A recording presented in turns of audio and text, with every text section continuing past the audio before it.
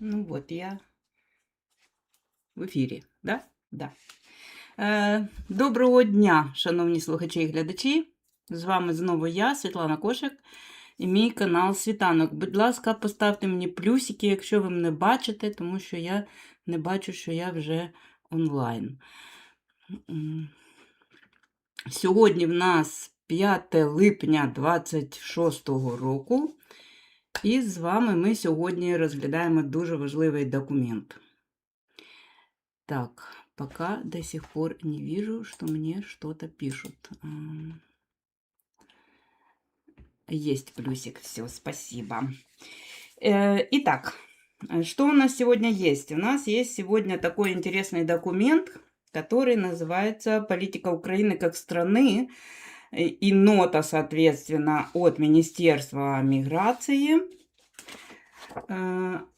На него на все документы, все, спасибо, я уже вижу, плюсиков достаточно, на все документы будут, которые я сегодня буду рассказывать, будут положены ссылки, если их еще до сих пор нет под этим видео.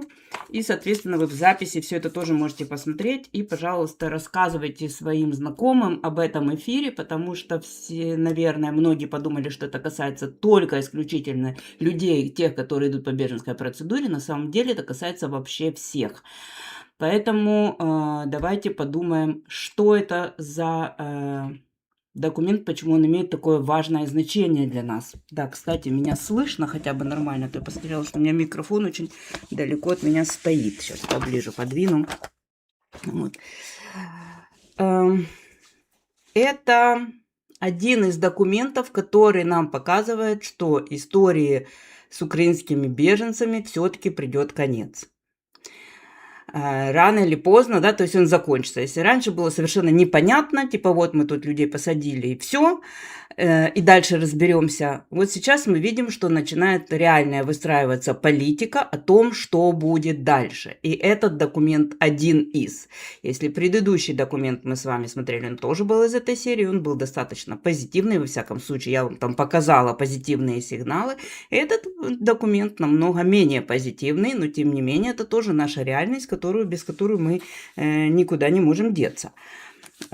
Что это за документы? Давайте я вам, наверное, прочту с пункта 4.1, который пояснение, да, и вот он выглядит следующим образом. В настоящее время окончание действия временной защиты запланировано на 5 марта 2027 года.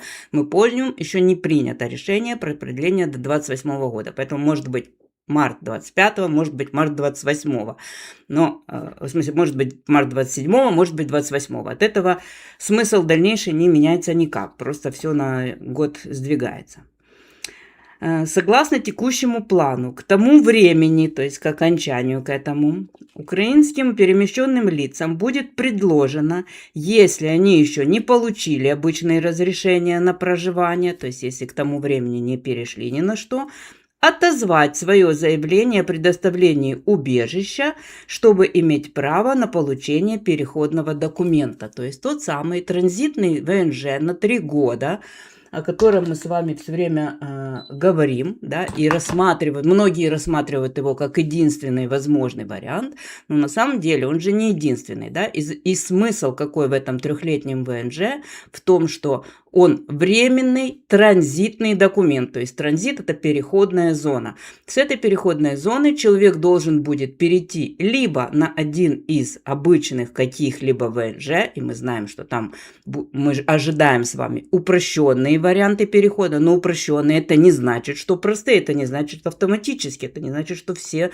туда попадут под эти упрощенные варианты, да, то есть сейчас у нас прям единицы, можно сказать, могут воспользоваться, там будет побольше людей, которым будет доступен этот переход, но опять-таки не всем. Вот. И те, которые не перейдут ни на что, у них варианты либо идти в программу возврата, либо запрашивать обычную беженскую процедуру, точнее активировать свою процедуру, потому что вы эту всю процедуру запросили, когда подавали на тимчасовий захист, да? То есть вместе со стикером вы запрос на беженскую процедуру уже подали. Все, без исключения, иначе бы вам стикер не вклеили.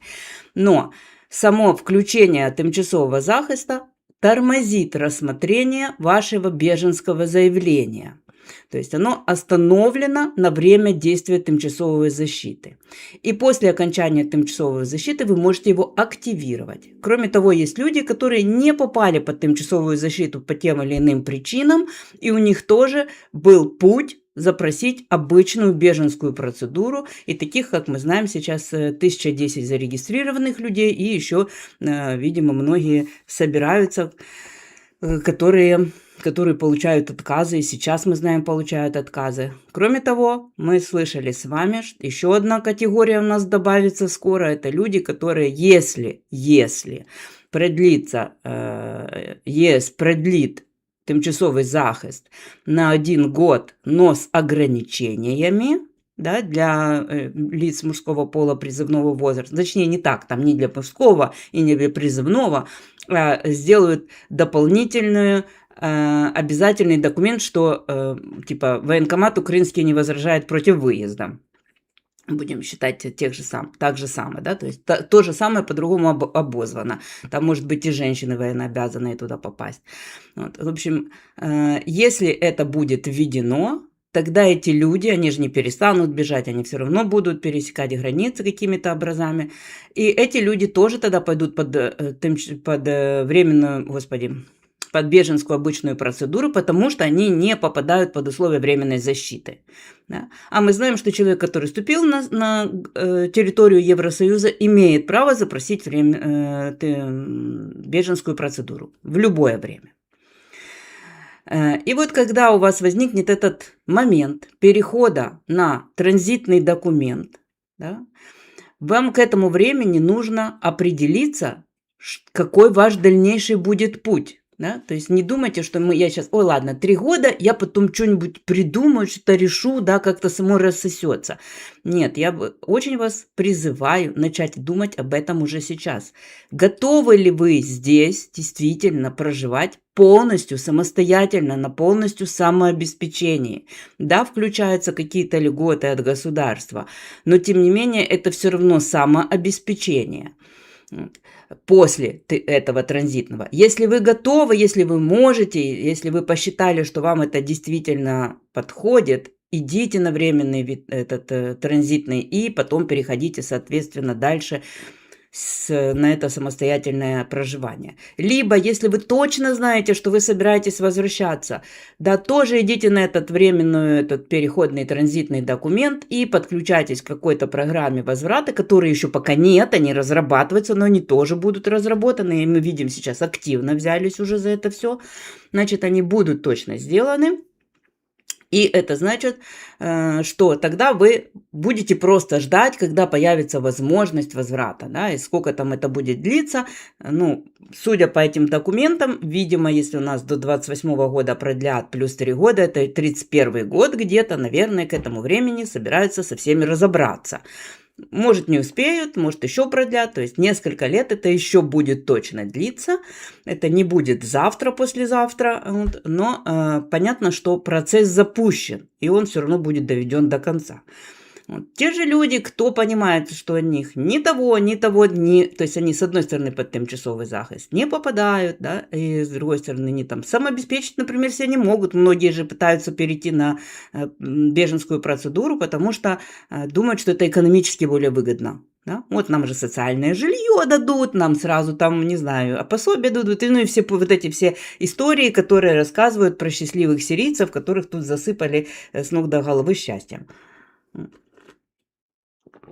И многие говорят, почему, чем же мы хуже, мы тоже так хотим. Вот. Ну, сирийцам сейчас тоже не так уж легко, вот, поэтому давайте будем смотреть, стоит ли вообще кому-то включать эту азиловскую процедуру после окончания тимчасового захиста. Что ждет, если вы перейдете на азиловскую процедуру, а также что ждет тех людей, кто уже на ней или у него просто не было другого выхода.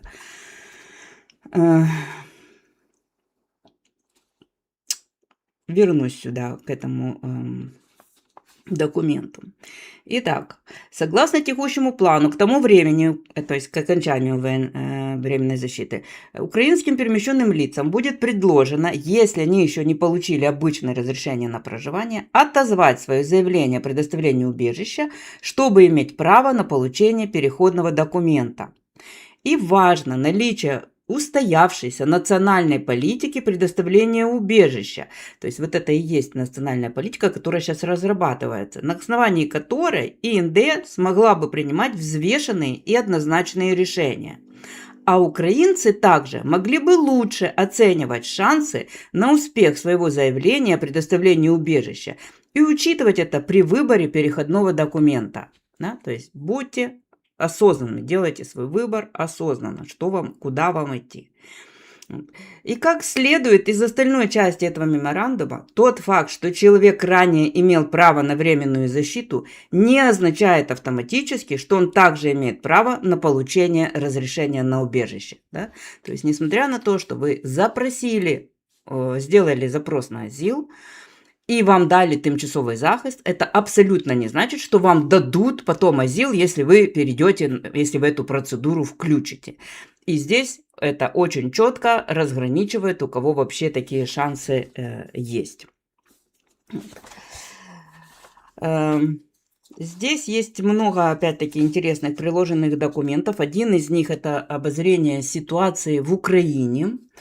Это важный документ, я его отдельно зачитаю. Сегодня просто не было возможности. Это у меня, как вы понимаете, есть еще жизнь другая. Я сейчас вам покажу в цифрах. Так, по-моему, это вот это. Да. Ой, не туда.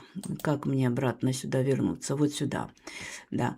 Вот здесь есть такой документ в циферках. Сейчас его увеличу, чтобы было понятно. Вот.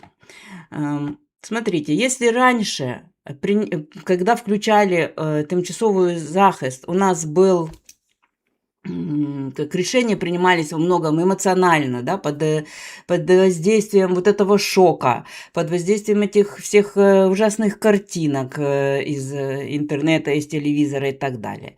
Сейчас мы видим стандартный европейский подход. Аналитика и принятие решений на основе цифр, безжалостных цифр, которые никуда от них не деться. Да? То есть, поэтому, когда вы будете рассказывать, что вот, вы же не знаете, вы бы попробовали сами, там, да, посмотрите, что там творится, вон каждый день стреляют и так далее, все зафиксировано в цифрах.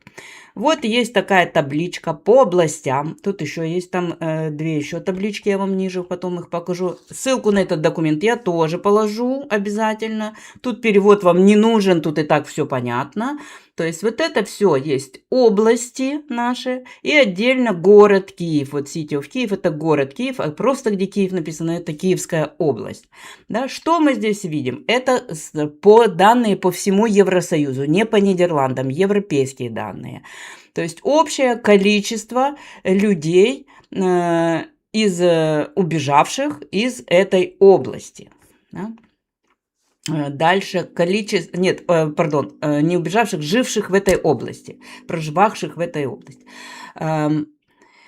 Здесь у нас следующая цифра, это у нас сколько было людей получили пошкоджения какие-то, да, любые, неважно какие, то есть благодаря этому конфликту, не ругайтесь на это слово, это во всех документах именно так оно называется, хотя мы все знаем, что это война. Но просто это началось еще с Крыма, да, оттуда, то есть и так оно и там и идет, и все вот что вокруг, оно все там таким образом называется, не придирайтесь. Вот. Дальше. Люди, которым нужна гуманитарная помощь на январь 2025 года, то есть это 277 тысяч, да, вот мы видим, это по областям. Вот. И сколько людей фактически из этой области получили беженскую, именно украинскую, перемещенный лист, тимчасовый захист, перемещенные лица, на январь 26 года. И тут отдельно, последнее, сколько в течение января прибыло новых. Вот. Мы видим, что новые прибывают у нас откуда? Из Донецка, немножко из Днепропетровской, из города Киева, из Киевской области 73, да, из Харькова 670, Херсон 376, Луганск 249, Николаев и Сумы. Вот это те области, откуда люди продолжают прибывать. И все эти области мы сейчас с вами увидим в этом документе. Да? То есть мы понимаем, что этот документ, он основан на вот этих цифрах. И на том еще втором, уже в тексте написанном рапорте, который я вам тоже отдельно зачитаю. Вот. Также здесь у нас есть количество погибших, где в том числе среди них частные лица, ну, как это сказать, гражданские, вот, гражданские, да. И здесь тоже количество, значит, здесь у нас погибшие в результате фехтен, в результате столкновений, да, а здесь у нас погибшие в результате взрывов во второй половинке. Господи, я не знаю, как вам показать вторую половинку, ну, в общем, поверьте мне. Вот. Документ положу, будете потом все благополучно самостоятельно его изучать, каждый в свою область. Я понимаю, что это всем, наверное, важно и интересно. Ну, не интересно, но важно, да. Хотелось бы мы никогда бы не видеть этих цифр, но тем не менее, что есть, то есть. Исходя из вот этих всех цифр и из этих рапортов и так далее, предлагает наше министерство, это сделало эту ноту, меморандум, которая, это еще не окончательное решение, то есть это предложение, поданное в парламент. Потом парламентарии должны будут его утвердить, либо где-то видоизменить и тоже утвердить, да, то есть подкорректировать что-то и утвердить. Вот. Сразу спойлер, где-то там, по-моему, в ноябре это планируется. Что? Прям буду вам зачитывать куски, наверное, из этих документов. Он не очень большой, но очень вместительный по своему содержанию. Вот. То есть тут нам напоминают сначала историю, да, что произошло, что у нас включили здесь директиву временной защиты, и рассмотрение заявления о предоставлении убежища приостанавливается на время действия временной защиты. То есть то, что я вам сказала, да, то есть вы приехали, подали заявление на убежище, но одновременно же посмотрели, что вы подходите под условия временной защиты, вам ее предоставили. Временную защиту, мы знаем, предоставляют, не проверяя там очень сильно, да, то есть достаточно, что у вас есть украинский паспорт, достаточно, что вы выехали с Украины в такой-то период, и как бы и все, да. Убежище, конечно, предоставляется там намного больше всего изучается, а директива для того и была сделана, чтобы быстро можно было эти заявки отрабатывать. Помимо этой группы, то есть те люди, которые попали под тимчасовий захист, в настоящее время в списке нерассмотренных дел ИНД также находятся заявления от украинцев, не имеющих права на временную защиту. И это касается примерно 1010 нерассмотренных заявлений о предоставлении убежища. То есть это на данный момент у нас. В этих случаях решения также часто еще не принимаются, отчасти из-за отсутствия национальной политики в отношении предоставления убежища. И это вот эту политику сейчас и разрабатывают. Однако директива о процедурах, в соответствии с которой рассматриваются эти дела, требует принятия решения не позднее, чем через 21 месяц. И в значительной части случаев срок уже истек. Ну хорошо, что это дает нам людям от того, что срок истек? То, что будут применены штрафные санкции к ИНД, как это людям поможет, да, то есть это же не значит, что раз срок истек, так им сразу ВНЖ выдали, нет, то есть их все равно будут рассматривать, все равно по обычной процедуре, просто тут еще оштрафуют дополнительно ИНД.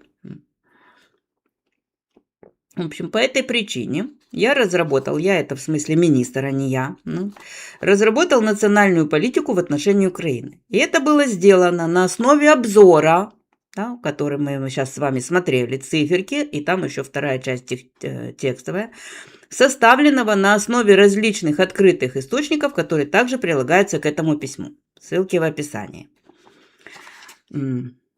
Да, кстати, сегодня я знаю, что будут слушать именно те люди, которые по азиловской процедуре. Я знаю, что про вас мало говорят везде, поэтому вот по просьбе представителей вашего сообщества у нас в нашем телеграм-канале «Нидерландская краевка», ссылочка у нас лежит в описании, также в описании самого канала.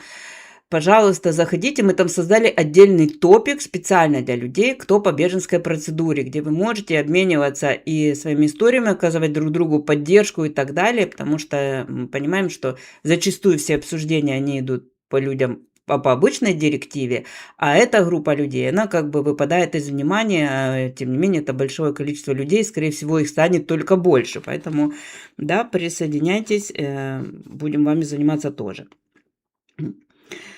То есть тут он что сделал? Да, сделал он эту политику. Так, я считаю важным особо подчеркнуть, что на данный момент решения по заявлениям о предоставлении убежища от украинцев, на которых распространяется действие ДВПЗ, не принимаются.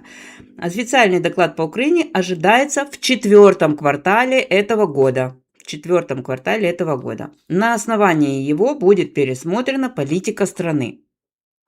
То есть, что будет с беженцами, которые не пойдут под... То есть у нас, вы знаем, параллельно у нас сейчас с вами разрабатывается рассмотрение упрощения перехода на различные обычные ВНЖ. И там у нас первый документ мы с вами ждем 15 сентября, где расскажут, как они там посмотрели, какие есть возможности. Да? Дальше у нас параллельно идет, разрабатывается программа возврата, которая, то, что она разрабатывается, это не значит, что она будет завтра включена. Она будет включена тогда, когда появится возможность возврата. Но, тем не менее, она разрабатывается тоже. Там сроки пока у нас никакие не установлены. Ну, мы помним, что-то, по-моему, в октябре там что-то должны вы нам рассказать первое. Вот. И у нас мы видим здесь параллельно меняется политика страны по отношению к тем людям, которые не туда и не туда, а пойдут по беженской процедуре. И важно, вы понимаете, если вы переходите на транзитный документ, вы откажетесь от этого своего запрошенного уже процедуры беженской. Вы всегда можете потом опять ее запросить, но это будет новая процедура, которая начнется уже, соответственно, в том году, где вы ее там по новой запросите. Новый будет срок на рассмотрение и новые обстоятельства. Вот, поэтому нужно ли отказываться или не нужно, мы сегодня с вами пытаемся это выяснить. Дальше ситуация с безопасностью. Официальные источники указывают на то, что нападения происходили во всех областях Украины с начала войны. В 1925 году основной очаг боевых действий находился в Донецкой области, за ней следовали Харьков, а также Запорожье, Днепропетровск, Сумы, Луганск и Херсон. Мы сейчас говорим про области, да, то есть они их так объединяют, как бы провинция Утрехт, да, вот так и тут тоже, да, то есть область Запорожья. Поэтому, когда я читаю Запорожье, подразумевается Запорожская область. Управление Верховного комиссара ООН по правам человека отмечает, что 67% смертей и ранений среди гражданского населения проходят вблизи линии фронта, особенно в Донецкой, Харьковской и Херсонской областях. Ну и так далее. Да? И что дальше я вам прочитаю просто само уже решение. Это тут как объяснение в начале. Вот. Почему они так, на основании чего вот это разделение произошло, и почему именно такое разделение. Вот.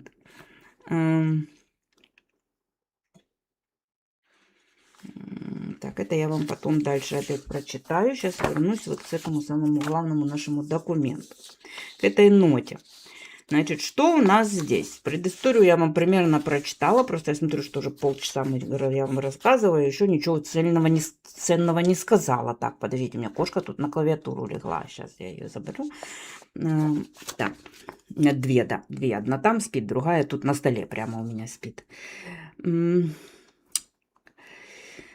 Рекомендуемые решения, которые они нам предлагают в этом меморандуме. Не нам, а парламенту.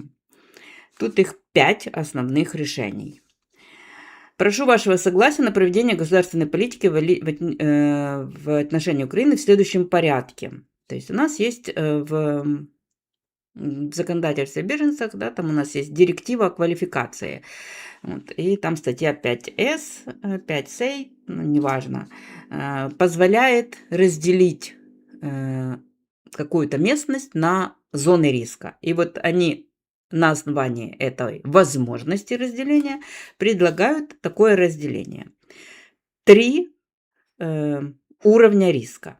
Первый уровень – исключительный уровень неизбирательного насилия. То есть, где неизбирательное насилие, где любой человек, просто находясь на этой территории, может подвергнуться насилию. Это касается регионов на линии фронта. Харьков, Луганск, Донецк, Запорожье, Херсон, Днепропетровск и Сумы.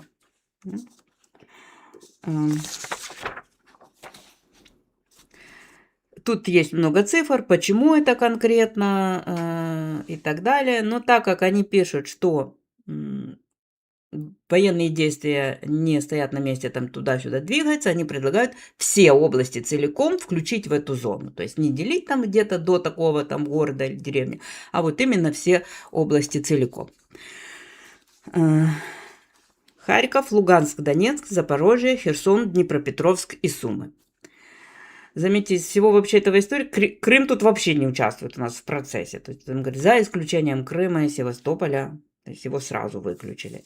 Вот. Все остальные поделили. То есть это первая у нас зона. Самая рискованная, а самая рискованная, соответственно, самое больше шансов людям получить позитивное решение.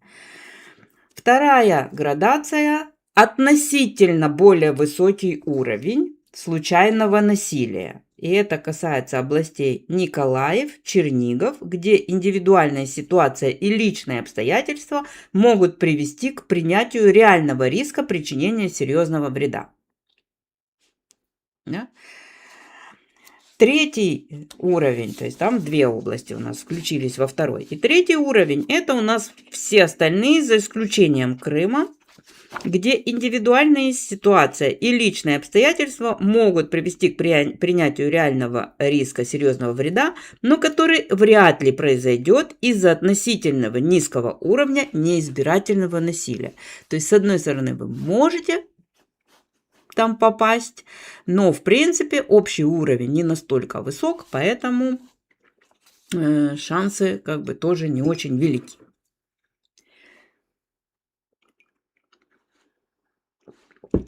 Четвертый пункт, в принципе, предлагает определить части Украины, где применяется 3-я степень риска, вот это, то есть за исключением оккупированного Крыма и Севастополя, в качестве альтернативного варианта внутренней защиты для лиц, которые, в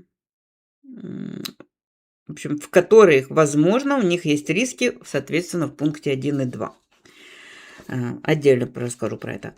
И 5-й пункт, который здесь есть, предложение, что не допускается проведение какой-либо специальной политики в отношении конкретных групп категорий населения, включая отказников от военной службы по убеждениям и дезертиров, журналистов, украинцев, заявляющих о своей пророссийской позиции, и представителей ЛГБТ. То есть у нас получается, что они говорят, что мы будем рассматривать всех одинаково. То есть то, что вы либо эти, либо эти, либо эти группа, дополнительных вам как бы плюсов не дает. Или минусов. Так, сейчас я... Что вам здесь еще хотела? Да, ключевые моменты. Но тут, наверное, это вам не надо.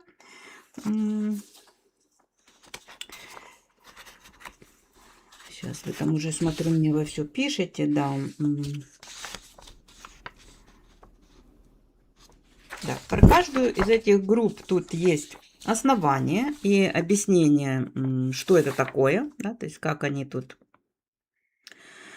объясняется. Но если кратко, мы можем так сказать, что у нас в первой группе, которая самая высокого риска, тут само присутствие человека на этой территории уже создает реальный риск причинения серьезного вреда. То есть, как бы просто то, что он там, уже достаточно. Вот. Вторая у нас группа, она у нас есть повышенный риск, если у человека есть еще какие-то индивидуальные обстоятельства. Вот. Ну и третий, как бы тоже риск есть, но достаточно невысокий. Ну, мы с вами и так знаем, люди все ездят благополучно в Украину на каникулы или лечиться, или посещать семью, на то, что говорит о том, что, в общем-то, не так уж прямо страшно везде. Вот. И альтернативный вариант, вот этот, он меня несколько, как бы это так прямо сказать, удивляет. Вот. Не то, что удивляет, напрягает скорее. Вот. Потому что он звучит о том, что вот эти третья область, третья страница, где все как бы не так все страшно, вот, они, в принципе, человек, бежавший из пункта 1 и пункта 2, там, да, попавший туда, хотя сообщается, что внутренне перемещенные лица сталкиваются с серьезными экономическими и социальными трудностями, нет оснований полагать, что они находятся в настолько невыгодном положении в соответствующих районах в отношении осуществления основных прав по сравнению с остальным населением, или что они сталкиваются с такими условиями жизни, которые сами по себе могут привести к гуманитарной катастрофе и, соответственно, будут вынуждены вернуться в районе, где им угрожает опасность в соответствии со статьей 15С1. То есть, что это значит? Что, типа, если человек вот переехал туда и там где-то живет уже внутренне перемещенное лицо, то его уже можно не спасать. Вот я так это читаю. Возможно, я тут не так читаю, как надо. Я еще буду над этим, посмотрю еще какие побольше разъяснений по этому пункту, что имелось в виду. Дальше они тут про конкретные группы говорят. Вот, например, отказники по совести и дезертиры. В настоящее время обстоятельства, лежащие в основе уклонения от мобилизации и суровость наказаний за это, не позволяют рассматривать это как преследование в соответствии с законодательством о беженцах или причинение серьезного вреда. Да, несмотря на сообщения там, о военных преступлениях, там, в общем, считается, что их все равно немного. Что это говорит? Что если вы собираетесь строить свою защиту на получении беженской процедуры на основании того, что вы были дезертиром, убежали, вы вернетесь и вас будет преследовать наказание, это не будет влиять как дополнительный фактор. То же самое касается там у нас ЛГБТшников тоже. И журналисты тоже тут написали, что как бы не так все плохо, в 23-22 было намного хуже. Тут есть тоже градация. Вот. Пророссийские украинцы. Нет никаких признаков того, что отдельных лиц преследуют исключительно за пророссийские взгляды. То есть тоже человек не может сказать, что я не могу жить в Украине, потому что я за Россию. Ну и про ЛГБТшников тоже. То есть получается, что основным пунктом, по какому будет принято решение, это место вашего происхождения. То есть откуда вы приехали. Где ваш центр жизненных интересов. Да? Тут еще вопрос, да, где прописка, где человек реально жил.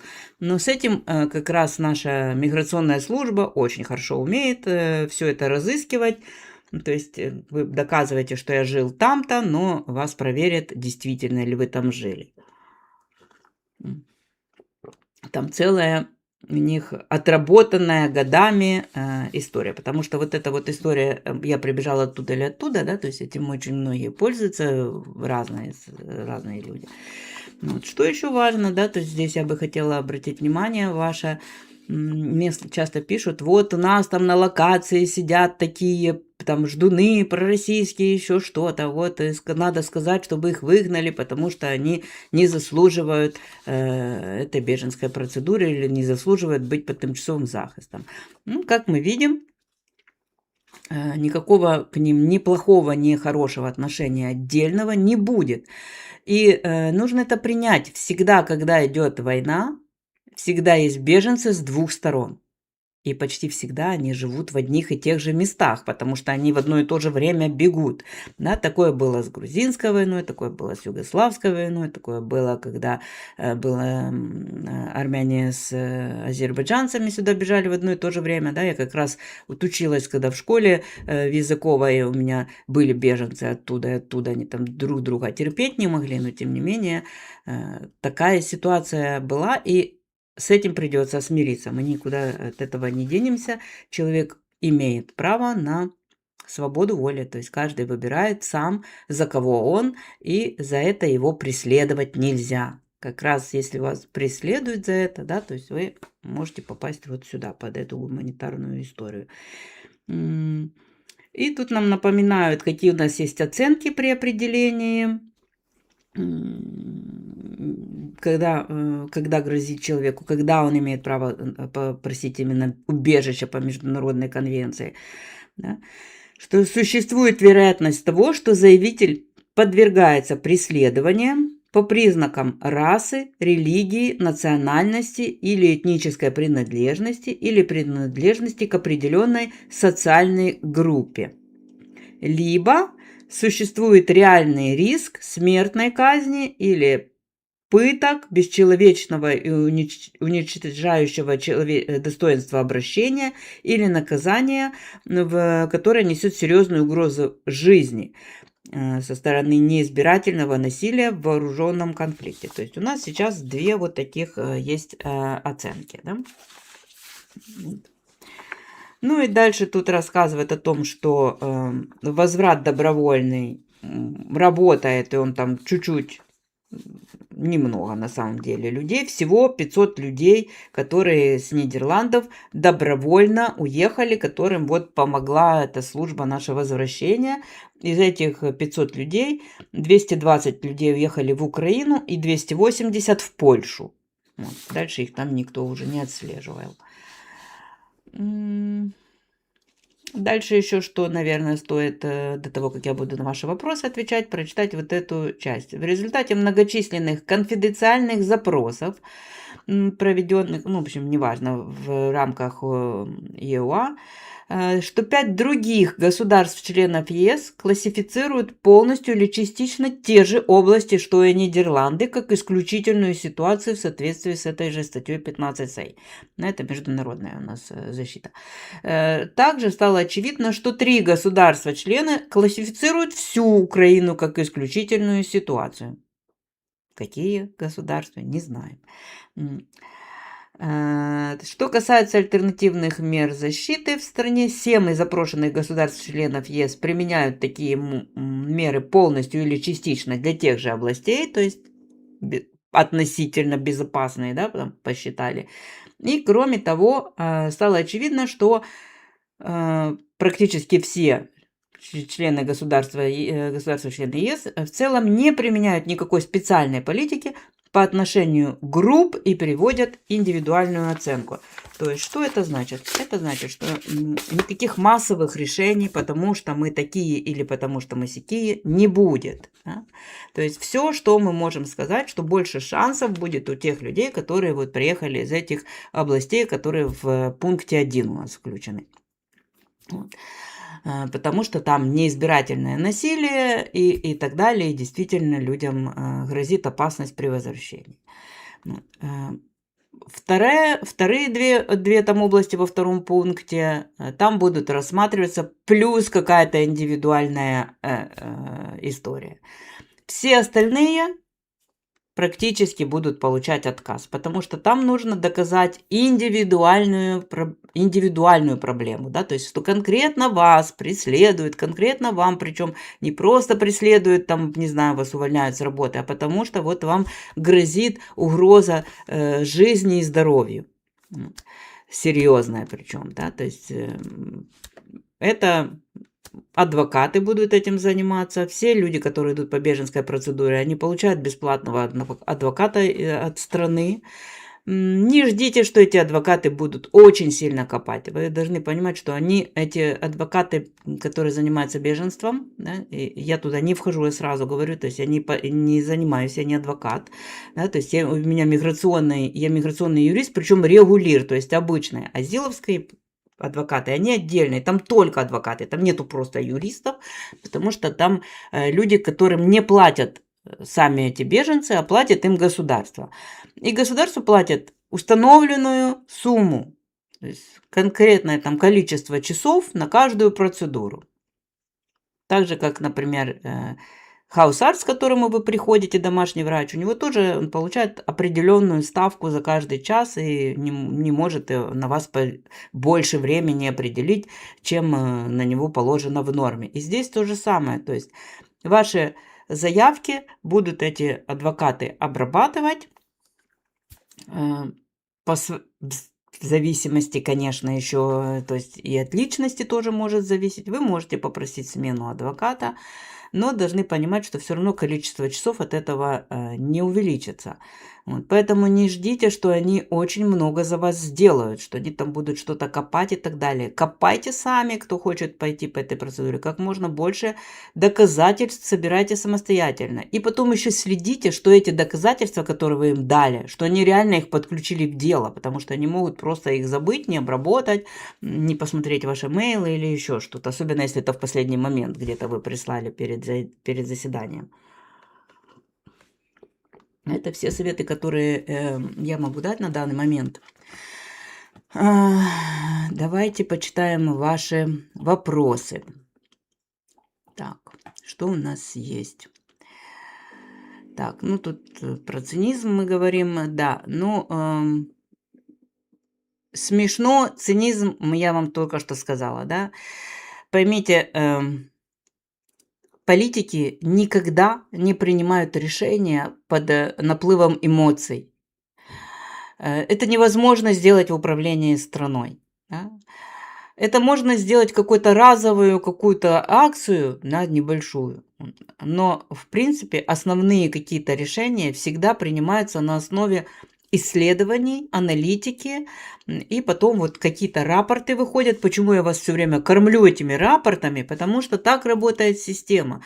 Любой рапорт, который вышел, особенно если он был по заявке от правительства, этот рапорт и ляжет в основу решений. И нужно нам их читать и знать, куда все движется.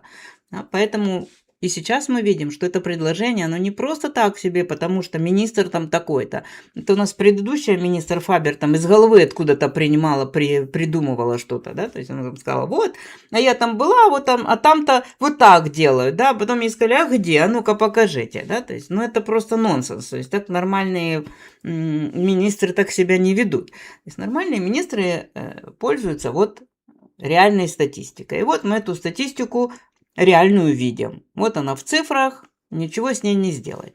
Вот. И да, всегда правительственные решения, кому-то хорошо, кому-то плохо. Вот. И мы можем с вами сколько угодно возмущаться этому, но тем не менее, вы понимаете, что не может продолжаться тимчасовый захист бесконечно. У нас и так вам дали много времени. То есть у нас есть вот сейчас 5 лет, возможно, будет еще 6, плюс еще 3 года. За это время уже человек должен встать на ноги в новой стране. Если ему это не удастся, и вы подумаете о том, что у вас еще есть в запасе 4 года, если вы все равно в себе не уверены, тогда думайте, что вам делать. Идти вам на беженскую процедуру, есть ли у вас шансы, благодаря вот тому, что мы сегодня читаем, будет потом у нас еще документы, мы тоже к ним обратимся. Либо вам думать о возврате. Вот. Это тяжелые решения, но это решения вашей жизни, и очень важные. Я очень хочу, чтобы вы задумались об этом серьезно, взяли карандашик, там, тетрадочку и начали считать реально, можете ли вы здесь прожить. Вот. А потом уже смотреть, что будет. И это, кстати, еще один вопрос, который мне постоянно задают, что будет с инвалидами, пенсионерами и так далее. Вот, исходя из этого, я могу сейчас спрогнозировать, это уже сейчас мой личный прогноз, это не основанный ни на чем, да, то есть просто так исходя из того, что я в других документах ни про пенсионеров, ни про других ущемленных лиц ничего не слышала, да, то есть там мы видели, у нас там предлагают упрощенный переход на рабочие, соединение с семьей и студенческие. Этих 3 градации, которые во всех документах проходят, в европейских, в нидерландских, во всех. Это 3 вещи, где будут какие-то послабления, мы на них можем рассчитывать. На все остальные, вероятно, будет вот такое же разделение, откуда вы. То есть и либо у вас есть шанс получить именно беженский вид на жительство, либо его нету, и тогда вас будут предлагать вам программу возвращения. После того, как будет куда возвращаться. Никто прям завтра никого выкидывать не будет. Так. Возможно ли ситуация, когда НД отказывает в субсидиарной защите из-за наличия безопасных регионов, но выдворить в Украину не может? Вот, по той же причине, что в этой области, смотрите, сейчас у нас мораторий на депортацию, да, то есть у нас сейчас разрешено депортировать только людей, которые, как это сказать, угрозу обществу представляют, да, то есть там преступники и так далее, то есть что-то плохое очень наделали, то есть их можно в индивидуальном порядке, можно их конкретно про них принять решение и депортировать. Остальным только могут помочь добровольно уехать. Да, то есть добровольно там у нас. Вот. И то, что у нас сейчас появились вот эти области, это опять-таки не значит, что будет какое-то насильственное выселение. Будет помощь в добровольном уезде. Вот. Но вы понимаете, что если вам не продлят после 3 лет, да, вот представим себе, вы прожили тут тимчасовый захист, потом еще 3-летний транзитный, и так и не перешли ни на какое ВНЖ, то после этого вы станете нелегалом. И вам опять-таки предложат добровольно помочь вам покинуть страну уже как нелегалу. Если вы до этого никуда не пойдете, ни в какую программу, не захотите там какие-нибудь деньги будут раздавать, еще что-нибудь. Вот, поэтому у вас все равно, ну, это долго, время еще есть, но задумываться надо начинать сейчас. Вот. Так, хорошо. Дальше что? Тут вот меня спрашивают, что лучше подавать, на убежище, на транзит, на рабочую визу. Вот, люди, не задавайте мне эти вопросы. Я не могу за вас решить, дорогие мои, пожалуйста. Это решение ваше, это ваша жизнь. Да? То есть я вам просто рассказываю, как любой консультант, как любой человек, который занимается информацией, какие есть варианты. В каждом варианте есть свои плюсы и минусы. Я, естественно, скажу, что как у вас, если вы собираетесь остаться, да, что тоже не факт, если вы собираетесь остаться, посчитайте, во-первых, сначала по бюджету, потянете ли вы это. Да? Представьте себе, что вам перестает чем-то помогать государство.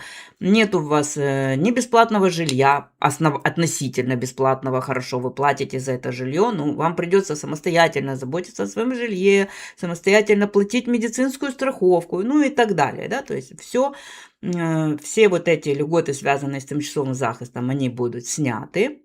Да, у вас будет доступ к обычным льготам, но их не так уж и много, и далеко не всем они положены. Но представьте себе, что у вас невысокий уровень дохода, сможете ли вы прожить? Кто у вас еще есть в семье? Если у вас дети, если вы один человек, работающий там с 2-3 детьми, это будет сложно, прямо скажем. Вот, поэтому, пожалуйста, подумайте об этом сначала. Вот я хочу, потом могу ли я? Вот. И потом, если у вас все-таки такая возможность есть, либо вы решили, хорошо, я пойду, все равно хоть будет сложно, но я проживу, и потом у меня все будет хорошо, я подучусь, я стану лучше зарабатывать и так далее, либо там дети подрастут, начнут сами там себя кормить. Идете этой дорогой, прекрасно, выбирайте рабочую визу. Ищите тогда работодателя, с которым будет на прямой контракт, и который захочет вам эту визу сделать, да, потому что этот ВНЖ запрашивает работодатель.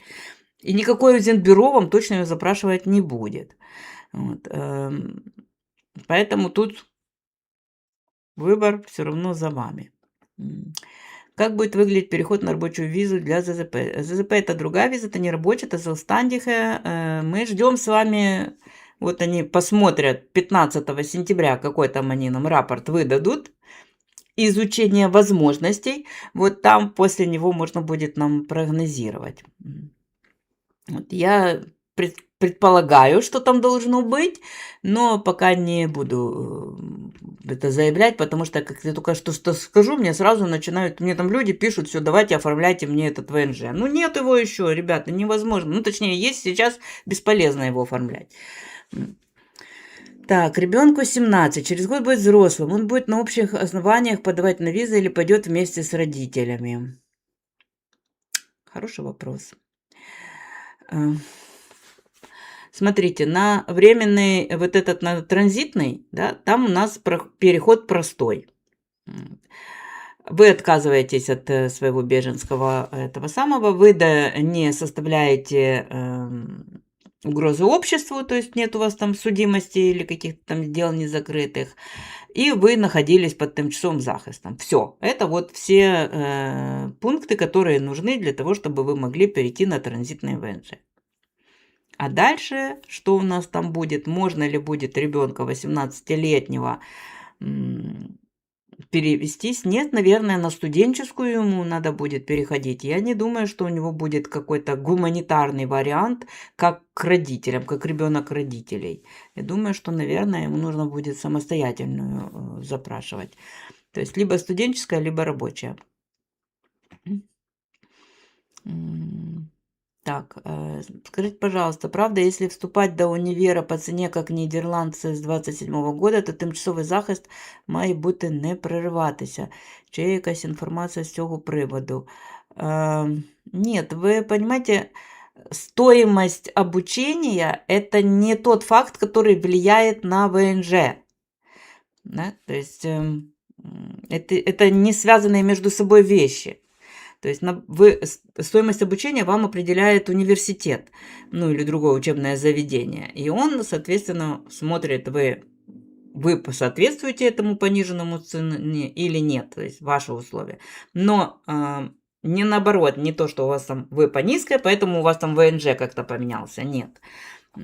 ВНЖ у нас вот по другим правилам меняется. Так. Если была защита в Нидерландах и уехал в Англию и хочет вернуться, Англия не въезд, то это возможно, если у вас в Нидерландах была, я думаю, что вполне вероятно, что дадут. Не могу вам на 100% подсказать. Я бы вам на ВНД посоветовала обратиться и задать им этот вопрос. Причем письменно желательно, потому что по телефону там первая линия вам может все что угодно наговорить. Не сильно доверяйте первой линии. Пожалуйста, ставьте все линии на документы, линки, наверное. Да, обязательно. Питання не по тему ефіру. Могу я сплатити якісь податки в Нідерландах за безготівковий подарунок дочки, що мешкає у Польщі? Вам на сайте налог.нл найдите услуги, там есть консультации, там у нас есть специальная консультация по подаркам, особенно международным. Я вам советую туда обратиться. Светлана, как быть в ситуации, когда пожилой человек не работает, но хорошо обеспечен, оплачивает себе аренду, имеет возможность купить здесь жилье, не нуждается в помощи государства? Ко мне его прислать на консультацию. Добрый день, Светлана. Подскажите, пожалуйста, мой сын учится в университете в Амстердаме под статусом временной защиты. В этом году у него обмен студентов на 4 месяца в Мексике. Теряет ли он свой статус? Нет, если он по обмену, ему нужно просто сообщить в Хименту, что у него именно вот это как командировка, вот, и за ним должны будут сохранить его место. Так, большое спасибо. Ой, да, вам тоже, пожалуйста. Так, что дает транзитный документ человеку, который не работает, имеет украинскую инвалидность и возраст 60+? Проживание 3 года. Вот, то есть транзитный документ – это возможность, да, человеку спокойно закончить тимчасовый захист, чтобы не вот это вот завтра он закончился, и что нам тут всем делать.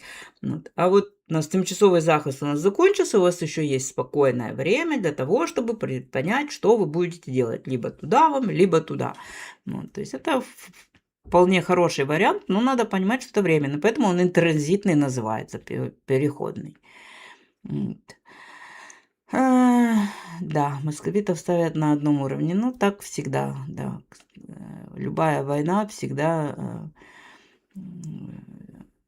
приносит врагов в одни и те же беженские лагеря. Так, ну я возмущение пропускаю здесь ваши. Потому что как вот ИНД обоснует? Да вот вам обосновывают тоже, да? Это не ИНД обосновывает, обосновывает министр миграционный, да? То есть он обосновывает, если парламент это одобрит, да? Или там что-то изменит и одобрит какой-то документ, этот документ будет инструкцией к действию для ИНД. Да? То есть вы должны понять, что ИНД не решает, потому что кому-то что-то захотелось, но решает на основании законодательства и на основании вот этих инструкций, которые им дает наш законодательный орган. Вот. Поэтому тут к ИНД-то меньше всего претензий. Оспаривать можно, конечно, да, опять-таки на основании законодательства. Если нет законного основания, то вам никакой самый лучший адвокат не поможет. Так, сейчас я тут поставлю звездочки. Вопросы сегодня какие-то странные, честно сказать. Даже не знаю, на что отвечать, потому что больше, чем вопросов, в основном возмущение, да, то есть справедливо ли там, а почему так, а попробовали бы они сами. Ну вот. Да, вот. Ну тут про депорт пишут, что да, не депортируют сейчас, да, действительно не депортируют, если отказ. Но это временно. То есть сейчас не депортируют, потому что как бы некуда. Вот. Многие не ездят. Да, ну, согласны, да, вот соседи из Донецкой и Луганской. Ну, конечно, не ездили. Так там и написано, да, что вот Донецкая и Луганская области, они, да, попали в зону самого высокого риска. Да, то есть, в принципе, давайте будем откровенны, да, вот эти все обозрения, они соответствуют правде. Да, то есть это не какие-то придуманные вещи, это реально собранные данные. Поэтому, да, можно реально сказать, что действительно в этих областях намного больше риск, чем в других.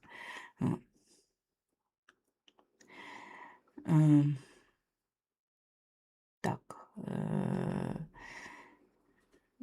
Я из Одессы. Мне 63. Бессрочный контракт в одной и той же компании уже 3,5 года. Живу на локации, однако стою на социальное жилье. Как мне перейти на переходный период?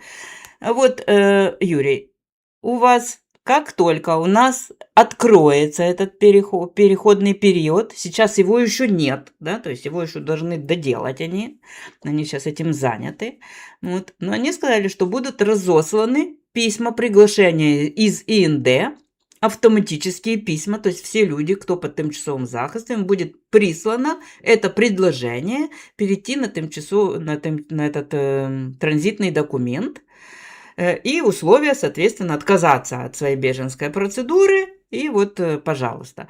То есть подождите, как получите это письмо, и переходите благополучно. Тем более с вашим возрастом вы стоите на социальное жилье, вы, скорее всего, жилье какое-нибудь там 55 плюс сможете получить достаточно в быстрое время. Вот.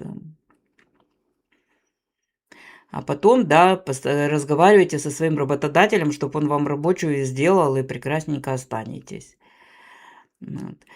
Какие варианты, кроме рабочей визы, на какие сроки, на какие перспективы? Ну, вот то, что у нас сейчас прорисовано, да, то есть это у нас рабочие визы, мы про них еще отдельно с вами точно будем говорить многократно, я так думаю, что будет самый массовый переход. Семейные, мы знаем, что много людей здесь завели какие-то отношения, но часто женщины, там в основном женщины нашли местных, да, но и могут быть и мужчины, нашедшие местных женщин или мужчин, неважно. Ну, то есть если у вас есть здесь какие-то отношения, вы раздумываете, да, еще, потому что боитесь потерять этот тимчасовый захист. Вот. Ну, у вас есть еще и временный этот транзитный переходный период, еще 3 года подумать, присмотреться, действительно ли он того стоит. Но как только вы перейдете, если вы на партнерку переходите, при этом многие переходят. Я знаю, много партнерских уже ВНЖ поделали нашим украинским женщинам, в основном это женщины обращаются. Там уже начинает капать срок, особенно если человек у нас с голландским гражданством, то там 3 года до паспорта. Вот. А если не с голландским гражданством, то 5. Но все равно этот срок, он щелкает уже, и, да, даже если потом решите развестись, паспорт получите. Поэтому сейчас у нас семейное, то есть воссоединение семьи, это в основном это партнерское, там есть небольшие исключения, там ребенок совместный, например, родился, и вы с ребенком хотите остаться, там, придете на консультацию, кому надо. Рабочая и студенческая по учебе. Это 3 вещи, которые точно везде прописаны во всех документах. Всякие гуманитарные, они и были сложные. То есть они существуют. Там много есть гуманитарных по болезни, по человеку, который на последней стадии находится. Есть там, члены семьи Евросоюза, мы сюда, наверное, хотя тоже, наверное, сейчас многие получили где-то европейские паспорта, или когда приезжали, забыли их показать, но сейчас, может, вспомните и вытащите где-то. То есть, если у нас житель Евросоюза, любым европейским паспортом здесь живет, и, соответственно, его семья тоже к нему прилагается. То есть, эти люди у нас получаются... Ну и там всякие разные там по обмену, и еще там гуманитарные, я вам скажу, они сложные в добыче. Да, ну и еще zelfstandige, то есть предпринимательская виза, бизнес-виза тоже. Тоже мы ожидаем на нее послабления. Вот какие пути есть. Так, что если я перейду на рабочую визу, а жена нет? А не надо, одного достаточно из партнера, второй будет партнерский. Прекрасный вариант. Так, вернулась женщина из Великобритании, ее приняли, ну вот, пожалуйста. Что делать ребенку 18 лет, который закончил специальную школу образования ВСО, не может работать даже в защищенной среде? Какой категории он будет находиться? Но если у вас ребенок, который требует индивидуального ухода, да, то есть вот это как раз гуманитарный вариант. Если вы сами получите, то там можно ребенка до 21 года, а в некоторых случаях и больше, если этот ребенок не может совершенно самостоятельно жить и полностью от вас зависит. Ну, то есть там такая есть, да, но это больше, опять-таки, это исключительные случаи. Так, ну и все, я смотрю, наше время с вами сегодня закончилось, задерживаться я не хочу.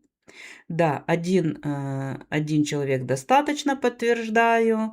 Вот. Ну и дальше я уже посмотрю, что тут еще важное у вас есть. Вы продолжаете писать. Вы еще можете пописать какое-то время. Я сохраню это, потом буду отдельно про это рассказывать, когда сделаю эфир, именно ответы на вопросы. Они нам сейчас до каникул своих понавыпускают еще документов. Да, где-то до середины июля еще будут выпускать, потом пойдут на каникулы все, у нас начнется затишье в документах. Тогда будем разбирать ваши все вопросы, смотреть, потому что накопилось, уже тут и есть что нам читать с вами. Вот. Про социальные выплаты, говорит, если при переходе на транзитный документ, никаких социальных выплат для неработающих не будет. Нет, будет, вы попадаете под обычный наш партипация ВЭТ. То есть партипация ВЭТ – это закон о, наверное, малообеспеченных, можно сказать, нет, малообеспеченных, о людях, которым нужна какая-то защита, да, туда все попадают инвалиды, там пенсионеры, студенты, в общем, все люди, которым нужна какая-то помощь, они все в этом законодательстве есть. И было написано конкретно, что люди по тимчасовым вот этим транзитным документам, они попадут под этот закон. То есть это значит, что у вас будет доступ к обычным выплатам, как у всех голландцев.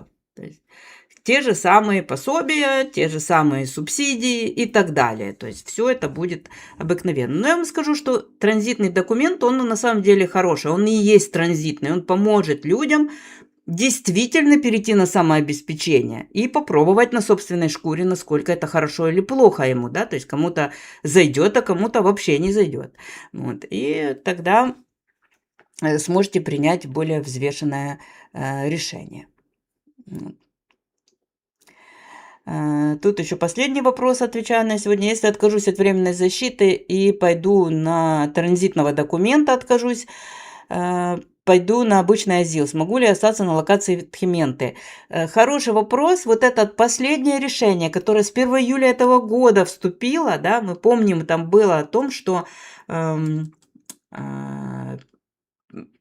и как это сказать, финансирование жилья Хименты сейчас будет из одного котла. То есть, в принципе, сейчас и люди, которые по ЗИЛовской процедуре, и люди по тимчасовым захистам, и все остальные, то есть Химента может их распределять на все те же самые локации. Поэтому, скорее всего, я думаю, что возможно будет.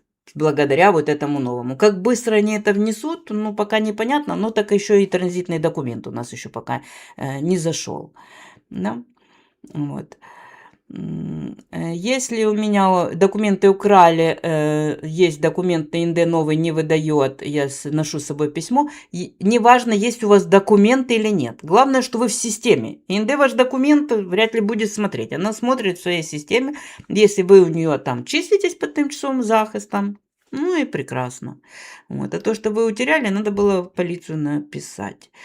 Все, я заканчиваю на сегодня. Спасибо всем за внимание. Успокаивайтесь и начинайте реально думать о том, что делать дальше, как строить жизнь. У вас и так уже очень много лет прошло в неопределенности у большого количества людей. То есть пора эту определенность посмотреть ей правде в глаза, да, потому что я знаю, что люди, кто-то опустил руки, ничего не делает, потому что все равно выгонят, да, а кто-то наоборот говорит, почему нам не дают, уже же я хочу, у меня все есть, у меня и работа, и жилье, и все, я уже все поделал, дайте мне только документ. Вот. Поэтому у каждого свой путь, принимайте осознанно свои решения, и я вам в любом случае желаю, чтобы у вас получилось то, что вы хотите. А я буду продолжать вас информировать о новшествах. И да, не забудьте следить за каналом, потому что сейчас я там, во-первых, и документы положу, и еще буду начитывать еще документы. Там у меня сейчас уже ребята вам все смонтируют. Ждите, будет много новостей. До побачення. Ой, кошечка, кошечка, кошечка, иди отсюда.